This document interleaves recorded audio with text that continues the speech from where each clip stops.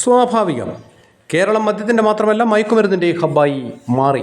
ഒരു തുള്ളി കൂട്ടില്ല എന്ന് രണ്ട് താരങ്ങളെ കൊണ്ട് ചാനലുകളിലെല്ലാം കൂടെ വിളിപ്പിച്ച് പറഞ്ഞിട്ട് എന്തുണ്ടായി? 28 ബാറിൽ നിന്ന് 1300 ബാർ കഴിഞ്ഞു. എവിടെയും ബാർ തുടങ്ങാം സർക്കാരിന് നേരിട്ട്.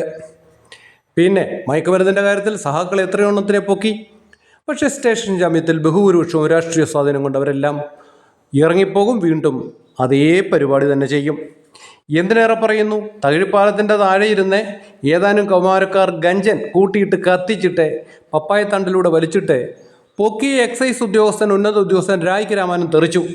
കാരണം എന്താ? ഉന്നത കമ്മി നേതാവിൻ്റെ മകൻ അക്കൂട്ടത്തിലുണ്ടായിരുന്നു. അതിനെ ന്യായീകരിച്ച് ഇവിടുത്തെ ഒരു കുന്തവും കൂടച്ചക്രം മന്ത്രി രാസലഹരി സിറിഞ്ചിലൂടെയും അണുവിമുക്തമാക്കാത്ത സിറിഞ്ചിലൂടെയും നീഡിലൂടെയും ഒരേ ആൾ തന്നെ ആളിൽ നിന്ന് നിരവധി ആൾക്കാർ ഒരേ സമയം കുത്തിവെക്കുമ്പോൾ അത് സ്വാഭാവികമായിട്ട് പകരും. ആർക്കിതൊക്കെ അന്വേഷിക്കണം?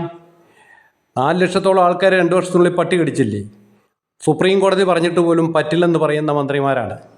അവർക്ക് അവരുടെ സുഖഭോഗങ്ങൾ, അവർക്ക് അകമ്പടിയും ആംബുലൻസും എല്ലാ ഡോക്ടർമാരുടെ സൗകര്യങ്ങളോടുകൂടി എല്ലാ മന്ത്രിമാരും പായുന്നു. മുഖ്യമന്ത്രിക്ക് 4 വണ്ടി, ഇനി ജെറ്റിൻ്റെ കുറവുകൂട് മാത്രമേ ഉള്ളൂ. എല്ലാ സൗകര്യങ്ങളും. അവരൊന്നും കമ്മ്യൂണിസ്റ്റുകാരല്ല.